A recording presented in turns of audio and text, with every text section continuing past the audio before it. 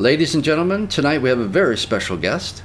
A modern-day oracle, he's known around the world for his influential presence and indispensability. Please welcome Sir Andrew Dopperstem.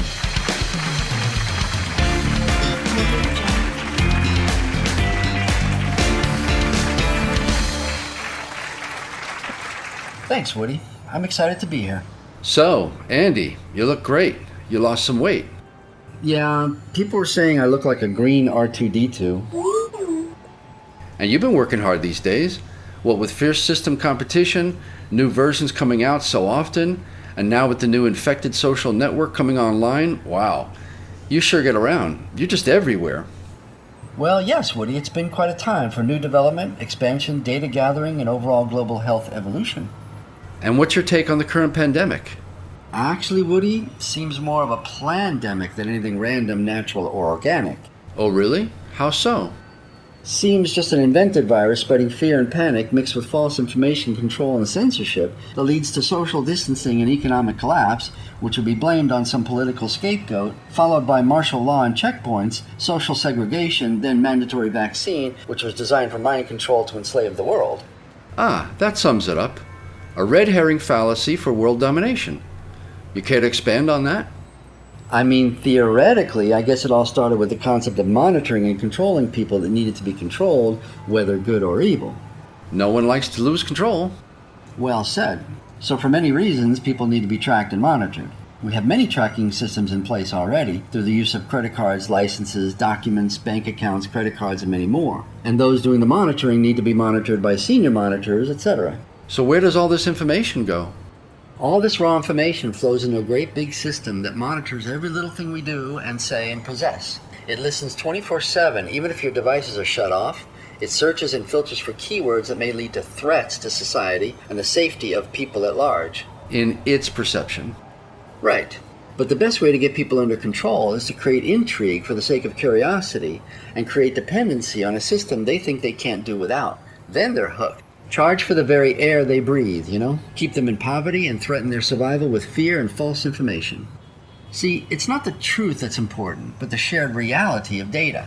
Any data, true or false. Thus, the perception of truth by mere agreement. People are so stupid they believe almost anything these days. But if we agree on something, then it's accepted as truth, whether it's actually true or not. No doubt.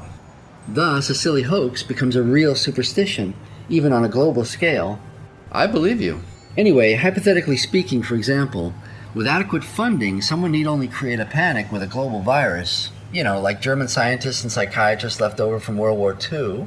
They're pretty good at that sort of thing. Wouldn't matter if it's just a common cold flu. Anything would work. Then release it on a social country like Italy, for example? Good choice. And yeah, few people catch it, just like the common cold. So it looks contagious more so than usual. But aren't there tests to prove infections of this virus? Of course, but one must ensure that any validity tests are fixed such that anyone tested reports positive, so that it seems the virus is extremely contagious and spreading out of control. Symptoms and correct diagnosis are of no importance. Just anyone who's sick or already dead, report they died of the same virus. You follow? Car accident? It was that virus, and so on. Simple mechanism. False positives? Yeah, I see where you're going with this. I know, right?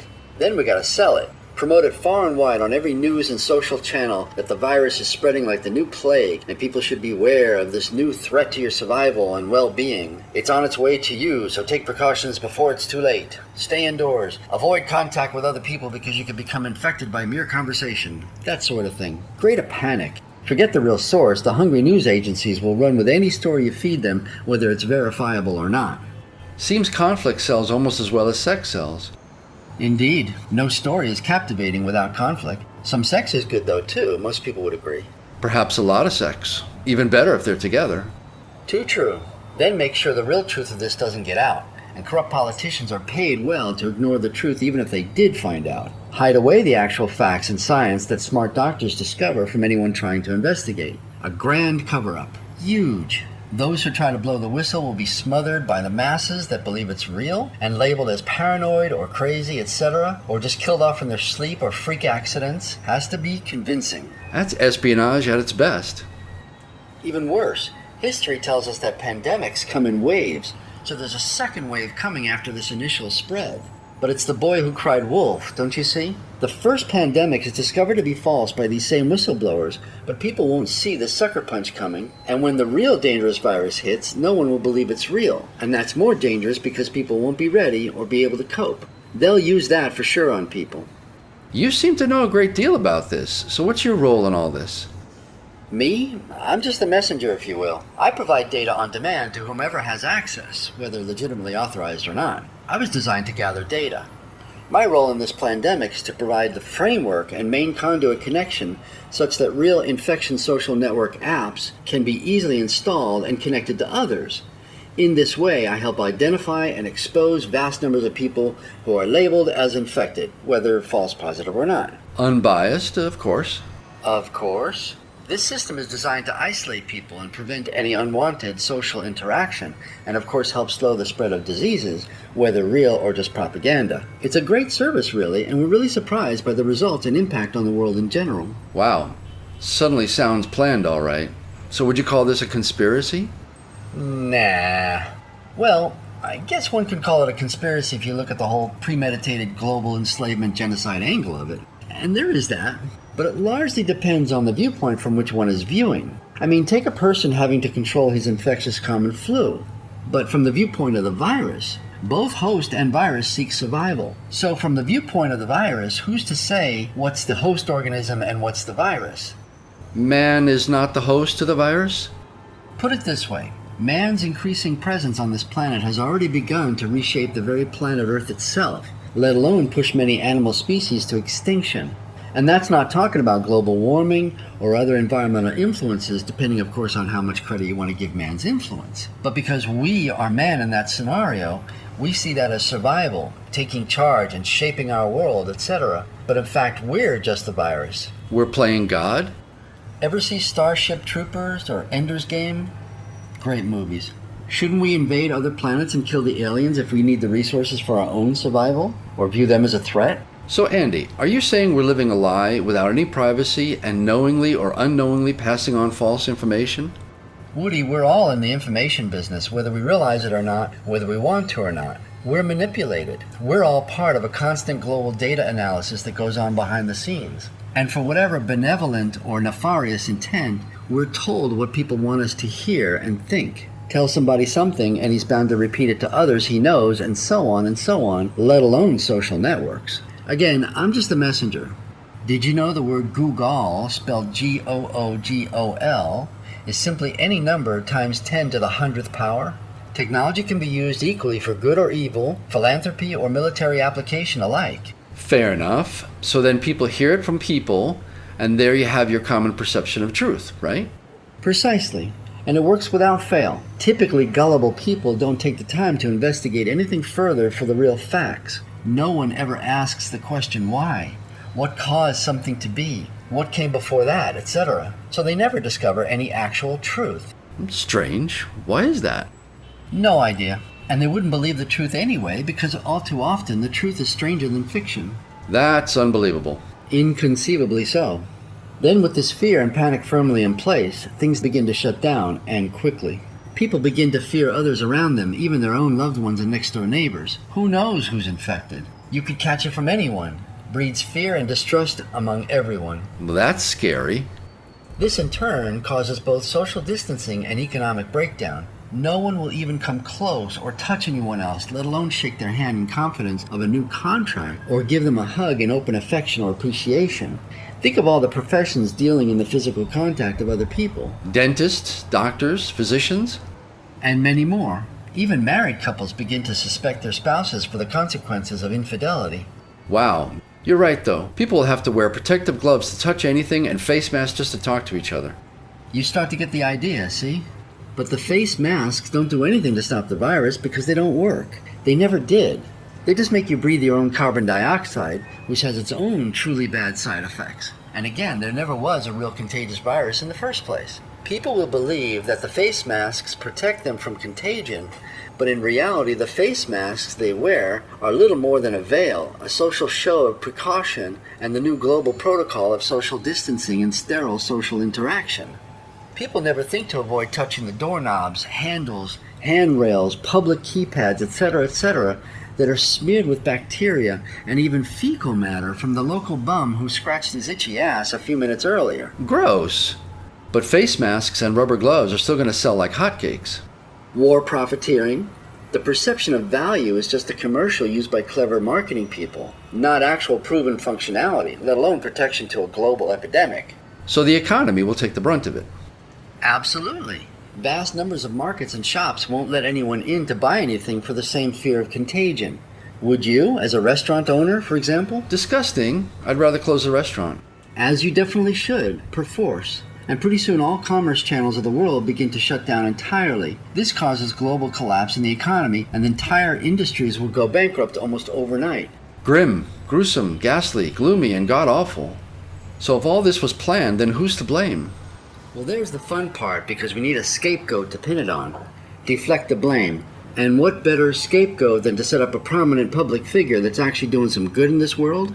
Like, the president.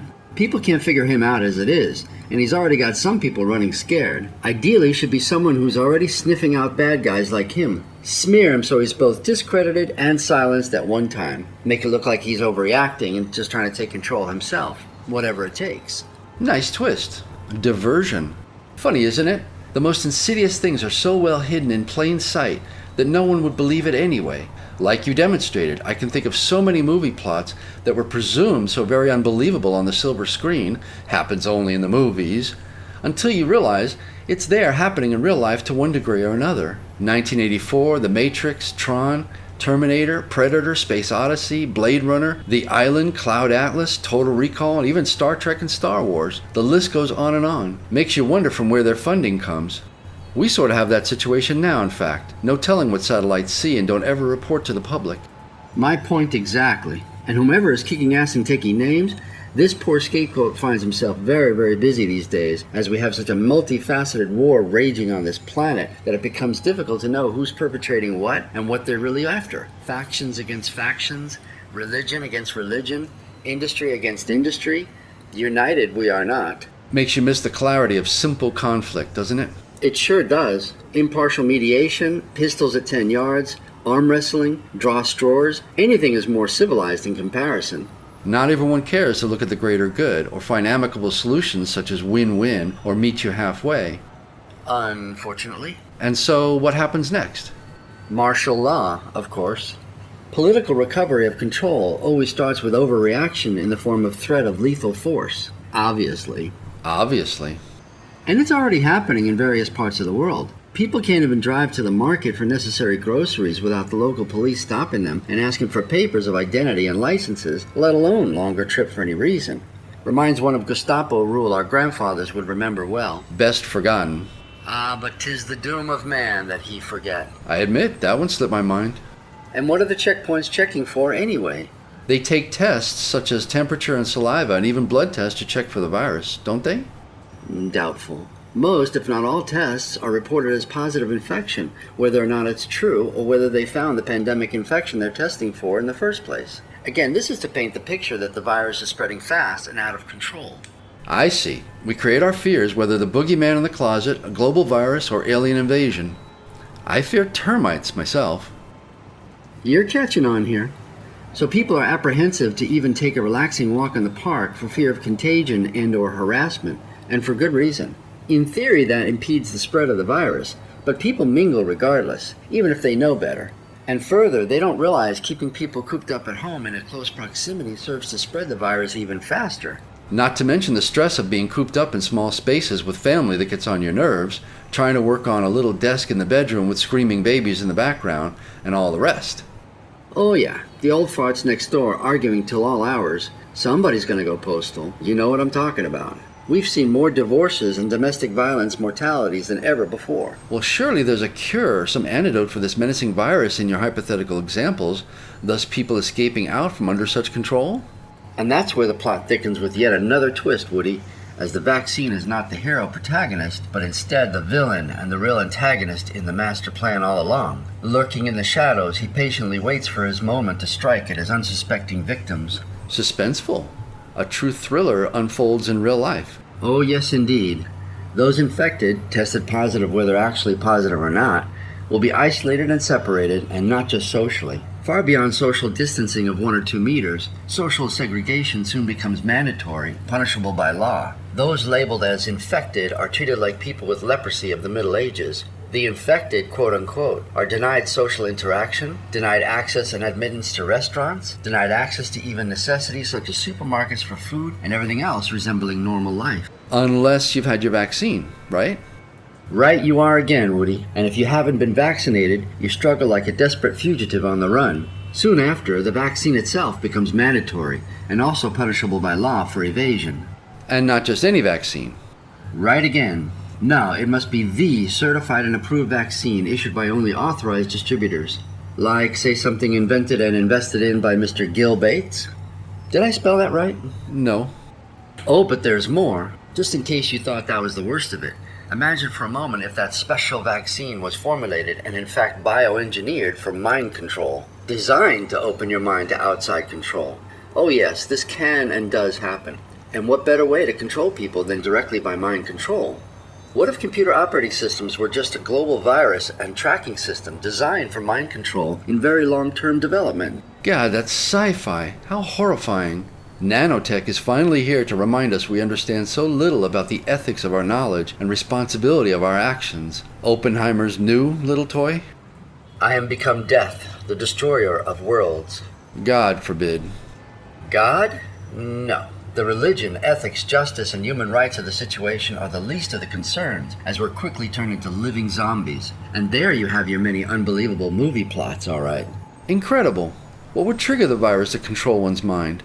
Have you seen those 5G cell towers going up all over the place recently? Look at us. We're practically bio-tethered to our cell phone like an umbilical cord to the womb. What better way? I should have guessed. So who would control everyone? Is there anyone above the same fate? Good question, Woody. Who is above it all, holding the strings? Who's the puppet master? Is there an ethics committee that monitors the monitors of the monitors of the monitors? Very doubtful. But why stop at this? It's all too much, so they turn it over to AI to manage the workload for them. And our fate is sealed. So AI is monitoring AI who's monitoring AI. Stop me if you've heard this before. The myopic structure of such a plan is a self-consuming monster from which there's no escape. Not for anyone. AI inevitably sees man as a threat and turns on us. And even those who were promised immunity and huge sums for their participation are inevitably swallowed up by the sheer immense gravity of the sinister black hole trap they created, caught in the irony of their own lack of foresight and prediction. Sounds familiar. Well, I'm ready to throw myself off a bridge to speed things up. Nah, you might survive. Then you gotta spend the rest of your life in a psych ward with electric shock, prefrontal lobotomy, and sexual abuse. The sex doesn't sound half bad.